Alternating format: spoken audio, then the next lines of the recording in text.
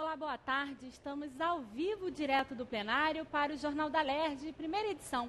Hoje nós vamos conversar sobre os arrastões que estão acontecendo nas praias da orla da Zona Sul do Rio. Meu convidado de hoje é o deputado Jorge Felipe Neto. Deputado, hoje pela manhã a Comissão de Segurança se reuniu para discutir o assunto a pedido do senhor, né?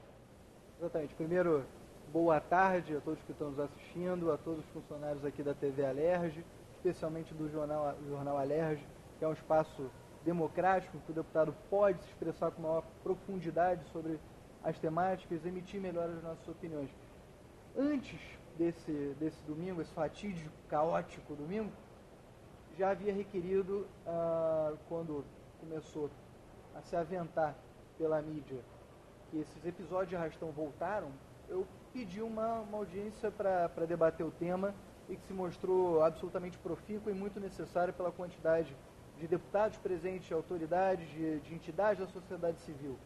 Foi uma audiência ali em que a gente discutiu um ponto de solução dessa questão toda. Eu tomei a liberdade. O senhor apresentou um anteprojeto de lei durante essa reunião que foi amplamente debatido, né, deputado? O que diz esse projeto? Exatamente. Na verdade, foi motivado por todas as falas que a gente viu de diversas autoridades nos jornais, cada um parece jogando a responsabilidade para o outro, minimizando a sua responsabilidade, como quando a responsabilidade é de todos nós, inclusive de quem não é autoridade. A sociedade tem sim que ver esse episódio como um episódio de vergonha. Primeiro, por ter que prender uma criança. Segundo, por ela estar fazendo isso. Terceiro, por ninguém ter perguntado até agora aonde estão os pais. Então, esse projeto busca, na palavra do secretário Mariano Beltrame, ele disse que a polícia estava engessada e constrangida, busca suprir essa fala do secretário e também dos órgãos de assistência colocando, como alguns órgãos colocaram, como tema de segurança pública, criando um roteiro, responsabilizando a todos nessa conjuntura. Há que ter uma sinergia institucional. O menor ele tem que ser regulamentada a abordagem e o acolhimento, e foi isso que a gente fez. E como é que vai ser essa abordagem, deputado? Se um menor for pego na orla da Zona Sul, tentando fazer um assalto, um arrastão, como é que a polícia deve agir nesse caso, de acordo com o seu projeto? Vamos lá. Isso não sou eu quem está dizendo, até porque isso é um anteprojeto. É o ECA, é o Código Penal, é a Constituição da República Federativa Brasileira. Tá? Aqui eu não estou emitindo uma opinião, estou emitindo uma constatação. O policial pode abordar o menor? Pode, como pode abordar todos da sociedade, dada determinada justificativa. Tá? Agora, a condução à delegacia, ou seja, a apreensão desse menor, ela prescinde de certos requisitos. Vou lhe dar um exemplo que são absolutamente razoáveis. Um menor não identificado, ele pode ser apreendido para identificação da delegacia? Claro que pode. As pessoas têm que saber, enfim, quem é o pai, quem é a mãe. Isso consta do documento de identidade, por exemplo. Inclusive o responsável por aquele menor pode ser chamado à sua responsabilidade também, né, deputado? Pode não, deve, porque ele é o grande responsável. Nenhum filho é responsável pelos erros dos pais. O contrário é verdade. Todo pai é responsável pelos erros dos seus filhos. Então, vejamos duas hipóteses aqui muito claras. Aliás, três. Ele está sem identificação, pode ser levado à delegacia, se procede a imediata comunicação aos pais e manda-se, esse é o anteprojeto, manda-se, que já está estabelecido no ECA, ao Conselho Tutelar, aos órgãos de assistência social, para que procedam à busca ativa, para que vejam se essa família coloca o menor em uma situação de vulnerabilidade, averigua os crimes do ECA, como, por exemplo, abandono intelectual, abandono material, alienação parental, diversos outros. A polícia, na delegacia, ela deve averiguar a responsabilidade criminal em certos quesitos, como, por exemplo, dos pais ainda. Não matricular filho e idade escolar. O prefeito disse hoje no jornal, 90% estava matriculado. E esses 10%, algum pai com responsabilidade? Isso está tipificado no Código Penal, não é uma faculdade da autoridade policial averiguar isso não. Se não averiguar, é prevaricação. Então, desses 10%, como parlamentar, vou exigir que se responsabilizem os pais, porque este sim deve ser responsabilizado. Não o menor, que de zona norte, de zona oeste, como eu sou, por não ter R$1 no bolso, ou por ele não ter R$1 no bolso em Nova Iguaçu, não tem R$1 no bolso em Bangu, não tem R$1 no bolso em Copacabana, ele não tem R$1 no bolso, mas isso não é critério para ninguém ser preso, evidentemente. Agora, a sociedade também tem que fazer a sua parte. Comunicar a prática de crime. Vejamos, então, o menor sozinho, ele furtando. Comunica-se o crime, ele vai ser averiguado na delegacia, vai para o conselho tutelar, vai ser acolhido num degase, por exemplo, ou numa casa viva, enfim, depende ali do ato infracional que ele praticou.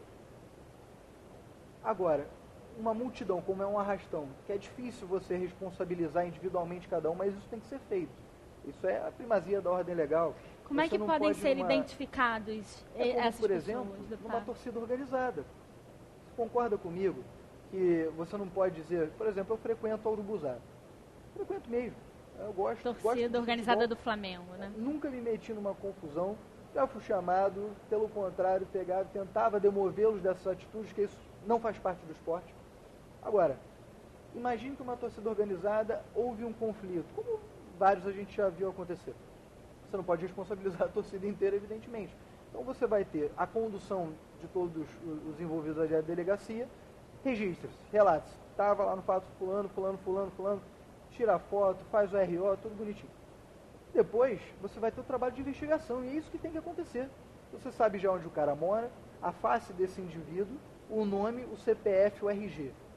Vai pegar a câmera do estádio, como tem a câmera do ônibus, como tem na orla da Zona Sul inteira, como tem, enfim, nas ruas internas dos bairros, inclusive, hoje todo condomínio, por questão de segurança, tem uma câmera, para que se proceda a essa investigação, e aí é importante, sim, a gente ter uma sinergia entre os órgãos, a PM, a Polícia Civil, enfim, para que se responsabilize individualmente esse menor. Eu vou contar um caso, um sobrinho de um assessor meu, foi, enfim, num desse episódio de abordagem policial, estava num ônibus, ele e a namorada. Ele não estava com nada no bolso, a identidade e o dinheiro dele estavam na bolsa da namorada. A autoridade policial não quis nem escutar a namorada. Então, assim, a gente está buscando aqui um equilíbrio, não é uma sociedade de extremos que a gente quer viver. É uma coisa absolutamente razoável você compatibilizar o direito da criança com o direito à segurança pública da sociedade. E aí cabe uma outra questão. Você teve um hiato, em 25 anos de arrastão, você teve um hiato em 2 anos. De 2009 a 2011 não teve um arrastão registrado nessa cidade. Por quê, deputado? Ordenamento urbano, primazia da ordem legal, que é primazia de segurança jurídica, que é primazia de segurança pública. A mera presença da autoridade policial já é capaz, muitas vezes, de coibir a criminalidade, porque ali não é o lugar dele. Esse foi um anúncio feito hoje durante a audiência também Foi pela polícia do aumento aconteceu. do efetivo, que não aconteceu no último fim de semana devido aos vários eventos que o Rio estava recebendo. Então, esse fim de semana isso também vai acontecer e é necessário que a polícia se prepare, né? Evidentemente, eu acho que houve, eu acredito, aliás, prefiro acreditar que houve essa por questão ética, infeliz coincidência que nem a Guarda Municipal, e isso eu digo como defensor da Guarda, que eles ficaram chateados pelo GEP, Grupamento Especial das Praias, não estar presente, e uma redução de efetivo policial justamente por questão dos grandes eventos, aquela história do cobertor curto, mas não pode ser, a gente tem que ter uma organicidade. Era um dia, por exemplo, que tinha que ter se preparado uma operação especial para não deixar de resguarnecer a segurança pública, como há em diversos outros eventos. Você, não obstante haja, por exemplo, a Marcha para Jesus no aterro do Flamengo, nem por isso você teve arrastão em Copacabana. Então, eu acredito que houve uma falha crassa de planejamento neste fim de semana que esperamos que não aconteça. Deputada, eu vou pedir licença aqui na nossa conversa um minutinho, que agora nós vamos ao vivo ao plenário com a repórter Malva Abreu, que tem outras informações sobre os projetos na ordem do dia de hoje. Não é isso, Malva? Boa tarde, Natália. O deputado André Siciliano tem um projeto na pauta de hoje que regulamenta o artigo 320 do Código Brasileiro de Trânsito aqui no estado do Rio.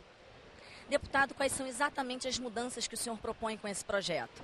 Na verdade, o artigo 320 do Código, ele prevê que os recursos arrecadados com multas pelos estados, toda a federação, tem que ser revertida para campanha de esclarecimento e campanha de prevenção contra acidentes.